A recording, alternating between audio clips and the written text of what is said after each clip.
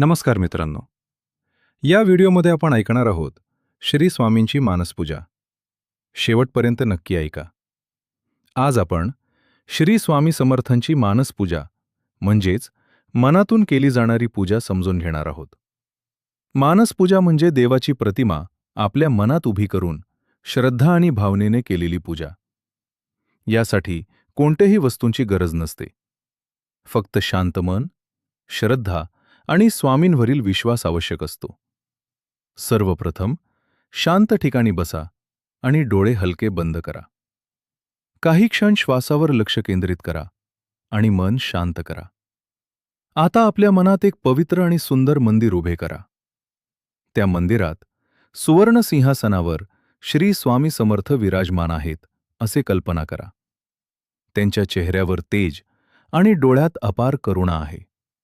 आता ओम श्री स्वामी समर्थाय नमः असा जप करत स्वामींना आपल्या मनात आमंत्रित करा.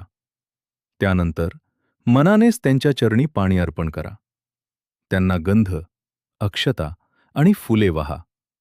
ही सर्व पूजा आपण आपल्या भावनेने करत आहोत असे मनात दृढ ठेवा. पुढे स्वामींना चंदन आणि कुंकू लावा. सुंदर फुलांची माळ अर्पण करा. धूप आणि दीप प्रज्वलित करून त्या सुगंधाने आणि प्रकाशाने वातावरण पवित्र झाले आहे अशी अनुभूती घ्या. यानंतर स्वामींना नैवेद्य अर्पण करा.